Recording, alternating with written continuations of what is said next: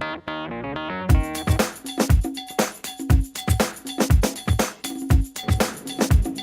kasih, Usi. Assalamualaikum warahmatullahi wabarakatuh dan salam sejahtera. Selamat malam. Saya diberi masa hanya 30 minit, 25 minit untuk menyampaikan kata kerja ini dan 5 minit kalau ada masa untuk 1-2 soalan. Okey.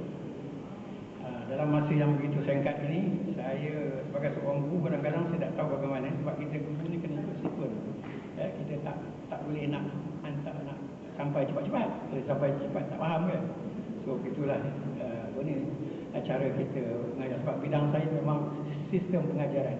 Memang sistem pengajaran. Melihat bagaimana kita boleh cari jalan untuk memudahkan proses pengajaran pembelajaran. Daripada penggunaan papan hitam, papan batu hinggalah membawa kepada penggunaan komputer. Saya pernah menggunakan papan batu sehinggalah menggunakan komputer. iPad yang ada sekarang tu sama bentuknya dengan papan batu. Exactly, ya. Cuma dia digital, yang itu pakai kalam. Okey. Baik, tajuk kita pada hari ini ialah pada malam ini adalah penggunaan e-pembelajaran dalam pengajaran dan pengajaran berkesan. Bila kita berkesan, kita buat satu comparison tadi, satu kajian melihat sama ada tak guna e-pembelajaran dengan penggunaan chalk and talk, ada tak perbezaan. Tapi di sini kita tidak membuat satu experimental study. Baik. Saya mula dengan e-pembelajaran ni. Saya mula dengan definisi ini sikit. Memang keliru. Bila orang sebut e-pembelajaran, ada banyak yang sebut. Jadi kita tengok apakah takrif dari Kementerian Pendidikan Tinggi tentang e-pembelajaran. Dikatakan bahawa penggunaan teknologi maklumat dan komunikasi ICT untuk memudah cara pembelajaran dan pengajaran. Very simple definition. Kemudian satu lagi oleh NACOL, American Association of Learning, dia mengatakan bahawa kandungan pengajaran dan pembelajaran disampaikan menggunakan teknologi digital seperti teknologi dalam talian atau online learning atau CD-ROM atau sebarang pengalaman pembelajaran melibatkan komputer. Itu lagi satu takrif daripada NACOL. Manakala satu lagi takrif yang juga selalu keliru, orang kata apa itu pembelajaran teradun atau blended learning, juga termasuk dalam e-pembelajaran. Dia sebagai pendekatan pembelajaran yang menggabungkan pembelajaran bersemuka dengan pembelajaran dalam talian. Sekarang kalau ditanya diri kita, kalau kita menggabungkan bersemuka yang mana memang diamalkan di sekolah, setiap hari kita bersemuka dengan pelajar, dan kita masukkan sikit online learning dalam talian, kita gunakan CD-ROM ke, kita gunakan blog ke dan sebagainya, gunakan YouTube, anda telah pun mengamalkan apa dikatakan pembelajaran teradun atau blended learning. Itu definition dia. Kerana satu lagi, di sini kebanyak, yang sebenarnya ada 10 sebenarnya takrif saya beri, tapi saya ringkas. Kalau tengok dalam peta kerja saya ada banyak saya bagi tentang takrif e-pembelajaran. Baik, definisi kedua-dua definisi ini yang saya beri tadi beri tumpuan kepada teknologi dan pedagogi. Dua kalau lihat dalam definisi itu, teknologi dan juga pedagogi. Right? Apa dia teknologi itu? Seperti teknologi yang ini CD-ROM, laptop, iPad, itu teknologi.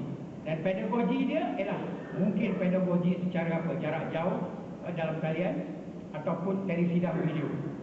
Right? Pedagogi pembelajaran teradun, apa yang dikatakan pembelajaran teradun, kolaborasi. Bila kita kata tentang pedagogi dia dalam pembelajaran, kita libatkan kolaborasi, interaksi, pembelajaran dalam talian, pembelajaran jarak jauh dan sebagainya. Ini dari segi pedagogi, jika kita silakan. Yang jadi masalah sekarang ni, yang selama saya daripada USM hingga ke USI dan hingga sekarang pada e-learning dan di sekolah-sekolah dan pengajian tinggi, timbul dua perkara yang sekarang sedang berperang. Saya kata berperang. Di antara yang mana satu yang kita tekankan dalam e-pembelajaran, adakah dia sebagai teknologi yang lebih penting ataupun pedagogi? That's proses. Right? Itu kita kena tanya dia. Pedagogi atau proses melibatkan kaedah pengajaran lebih diutamakan. Kalau mengikut kelas daripada Southern California University, dia kata yang penting bukannya teknologi itu, adalah proses, kaedah pengajaran itu, cara-cara kita menyusun pengajaran itu. Teknologi itu hanya sebagai membantu. Right? Dan kita lihat bagaimana di Malaysia, malahan di universiti juga ada pusat ICT, ada pusat teknologi pendidikan. Yang mana satu yang harus maksud saya mereka mesti bekerjasama di antara ICT dengan teknologi. Kalau ada pusat teknologi pendidikan, ya, harus bekerjasama. Kalau tak bekerjasama, agak susah, ya.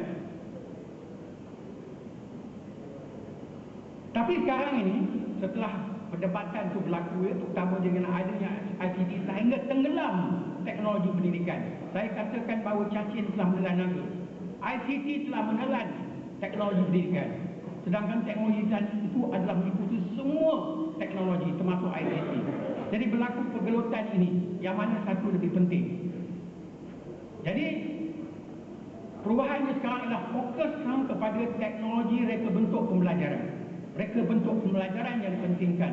Bagaimana teknologi kita dapat memperkasakan pedagogi. Kita lihat bagaimana teknologi digunakan itu dapat meningkatkan pedagogi atau reka bentuk pembelajaran. Contoh, kalau kita gunakan projector overhead, bagaimana projector overhead yang dulu itu dapat memperkasakan pedagogi. Bagaimana PowerPoint dapat memperkasakan pedagogi. Itu saya sekarang tengah tengok orang gunakan PowerPoint, tapi dia terlalu khusyuk dengan teknologi. Dia tidak ada pedagogi dalam itu. Cara-cara dia buat PowerPoint pun tak ada elemen-elemen pedagogi. Sehingga kadang-kadang pelajar get confused, dia tak faham. Ya, jadi yang penting kita harus melihat bagaimana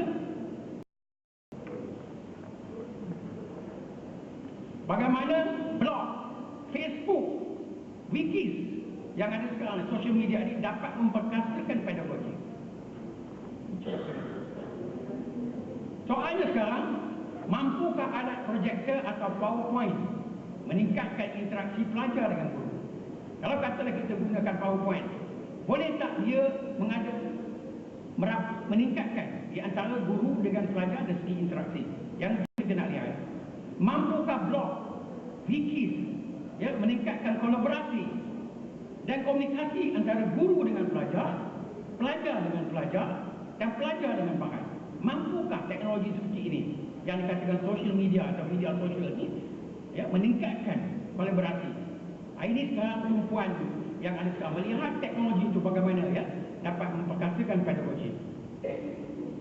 Baik, sumbangan teori pembelajaran. Sekarang saya nak cakap tentang, kita dah tahu dengan teori apa? Teori behaviorisme. Kita faham dengan teori kognitivisme.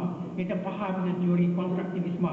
Sekarang ada dua teori baru akibat daripada teknologi perkembangan dalam ICT ini, ya, yang telah mempengaruhi teori pembelajaran ini. Apa yang dikatakan teori connectionism yang dikatakan oleh Down, dan teori connectivism. Ini apabila web 2.0 telah diperkenalkan, ya, saya rasa tentu anda nak tahu tentang web 2.0, web 1.0. Right? Apabila diperkenalkan web 2.0, maka timbullah teori connectivism dan connectionism, ya. Sebenarnya kedua-duanya ini menekankan sebaran pengetahuan, banyak sangat pengetahuan sehingga wujud teori ini. Dia berangkai, dia mesti dalam satu rangkaian, dalam jalinan rangkaian. Itu yang dikatakan teori connectivism ataupun connectionism. Teori rangkaian ini ataupun connectivism ini berkonsepkan hubungan dan interaksi pengguna dalam talian. Dalam talian rangkaian sosial, ya, menggunakan teknologi web 2.0 seperti blog dan wiki. Right? Pembelajaran berdasarkan kumpulan dan hubungan antara kumpulan. Cuba kita bayang dalam teori ini, kalau kita tidak boleh berangkai, tidak boleh ada hubungan dengan pelajar lain, dia tidak boleh jalan. Bermakna kalau kita pakai blog, kalau kawan kita tidak ada dalam satu rangkaian dengan dia, tidak ada hubungan, tidak ada connection, tidak ada connectivism, you tak boleh buat. Ini teorinya. Kalau umpama you buat ada blog, kami you seorang-seorang saja buat blog, tidak berhubung dengan orang lain, tak boleh jalan blog you. Tak boleh jalan Facebook you. Memang tak boleh. Jangan kata kenapa dia nak pakai blog ni, tak boleh. Sebab tidak ada hubungan. Ini teori yang harus kita faham apabila kita nak menggunakan Web 2.0. Pembelajaran berdasarkan kumpulan. Mesti ada kumpulan rangkaian itu, ya, yang berhubung antara satu kumpulan dengan kumpulan lain. Itu dia dasar kepada asas kepada teori connectionism dan juga connectivism. Itu sedikit tentang teori. Baik, di sini kita nampak ayat yang saya kata-kata rangkaian connectivism. Sini pelajar, sini pelajar. Pelajar dengan pelajar ini mesti connected.